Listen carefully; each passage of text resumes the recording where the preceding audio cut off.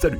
Aujourd'hui, on va parler du sujet sensible des retraites en France. Alors, on va pas traiter le sujet comme ça. L'âge de départ chez nos voisins, il est déjà repoussé à 67 ans. Qu'est-ce qu'un plan d'épargne retraite ? On l'a entendu, il y a une vraie hostilité à cette réforme, un rejet profond de l'idée de travailler plus longtemps. Mais on va s'intéresser aux pensions et privilèges de ceux qui nous ont gouvernés. Je vous propose donc l'ascension de la pyramide des retraites de nos dirigeants. Accrochez-vous, ça risque de secouer. Pour les plus pressés, j'ai découpé cette vidéo en 3 chapitres. Rendez-vous sur ma chaîne pour les consulter. Pour les autres, installez-vous confortablement. C'est parti. Pour commencer, sachez que dans toutes mes recherches, l'élément le plus inéquitable que j'ai constaté au niveau des retraites des politiciens, c'est la possibilité de cumul de pensions.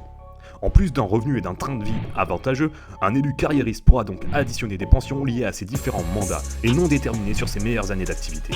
Imaginez, c'est un peu comme si un salarié cumulait les pensions liées aux différents postes occupés dans sa carrière de chauffeur, serveur, électricien. Ça n'existe pas pour la société civile. Mais pour eux, oui, et ça fait une sacrée différence en fin de carrière. Cela étant dit, commençons par le premier étage de notre pyramide. Contrairement aux idées reçues, les ministres n'ont pas de régime spécifique leur offrant des pensions de retraite avantageuses. On peut toutefois noter qu'en fin de mandat, ces derniers perçoivent 3 mois de salaire en indemnité de départ. C'est donc 30 000 € d'argent public versés à chaque changement de ministre. Et étant donné la tendance actuelle des remaniements, on peut déplorer que la facture devient très salée pour le contribuable. Rien que sous l'ère Macron, il y a eu au total plus d'une centaine de ministres nommés, soit plus de 3 millions d'indemnités versées. Si vous trouvez que ça fait beaucoup, sachez que c'est rien comparé à ce qui va suivre. Avez-vous déjà entendu parler de la double cotisation qui permettait aux députés et sénateurs de cotiser 2 fois plus vite que tout le monde ? Eh bien c'était le cas jusqu'en 2010, avant de passer à 1 fois et demie plus jusqu'à 2017, et l'arrêt de ce privilège est en cours, il devrait être complètement effectif d'ici 2033. Ainsi, jusqu'à très récemment, ce régime spécial leur permettait donc d'atteindre une carrière complète en seulement 23 ans. Ce système aura donc profité à beaucoup de parlementaires qui, actuellement, touchent une pension moyenne d'environ 3 000 € pour seulement 23 ans de cotisation.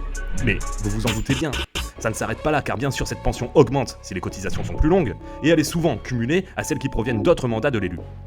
Par exemple, François Hollande, avant d'être récemment réélu député, touchait 6 223 € de pension en tant qu'ancien député, plus 240 € pour ses mandats locaux, plus 2 591 € pour son passage à la Cour des comptes, plus 5 553 € pour son mandat présidentiel, soit une pension totale de 15 607 € bruts. Alors, heureux mon François ? L'autre option, c'est de prolonger la durée de cotisation. C'est la mesure la plus juste, à condition de l'appliquer à tous et à tous les régimes, et de tenir compte de la pénibilité des tâches. Pour conclure sur les retraites des parlementaires, sachez également qu'en cas de décès, leur conjoint se verra bénéficier de 60% de cette pension. Et si le conjoint décède à son tour, c'est leurs enfants qui bénéficieront tous de 10% de la pension jusqu'à leurs 21 ans. Bref, ils peuvent dormir tranquilles. Même s'ils ne représentent qu'une infime partie de nos retraités, ils sont certainement parmi les plus nantis d'entre eux.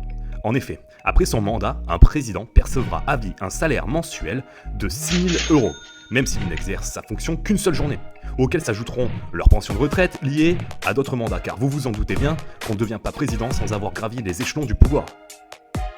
Bon, c'est vraiment très généreux me direz-vous, mais là où ça devient plus intéressant, c'est qu'il faut ajouter à cela une longue liste de privilèges aux frais des caisses de l'État. Tout d'abord, et même si nos récents présidents y ont renoncé, ils ont tous le droit de siéger au Conseil constitutionnel pour une indemnité de 13 500 € par mois. Ils pourront également avoir jusqu'à 7 salariés et 2 agents de protection à temps plein. Ils bénéficient d'un logement de fonction payé et entretenu par l'État. Et tous leurs frais de déplacement et de réception sont pris en charge. Pour vous faire une petite idée, on estime ces dépenses à 3 millions sur l'année de 2022, et ce, rien que pour les anciens présidents Sarkozy et Hollande. Les 62 ans, nous n'y touchons pas. Je dis, l'équilibre des cotisations publiques-privées, c'est une question de justice. On ne peut pas y toucher. Sur le reste, nous serons très à l'écoute de ce que nous diront nos interlocuteurs. Enfin, nous allons terminer sur les plus grosses retraites de nos anciens élus. Mais avant ça, faut que je vous dévoile la plus grosse arnaque dans l'histoire des pensions de retraite de nos politiciens, le Parlement européen. Pour faire simple, les hauts fonctionnaires européens, députés, commissaires, magistrats, etc., touchent tout d'abord des salaires plus avantageux que nos ministres, c'est-à-dire entre 10 et 20 000 € par mois, selon les fonctions. Mais contrairement à eux, ils bénéficient d'un régime de retraite bien particulier. Ainsi, pour un mandat de 5 ans, ils auront en fin de carrière une pension supplémentaire de 1 800 à 3 000 € par mois, distribuée par l'Union européenne. Alors imaginez si, comme Michel Barnier, vous faites 14 ans de carrière à Bruxelles à des fonctions haut placées.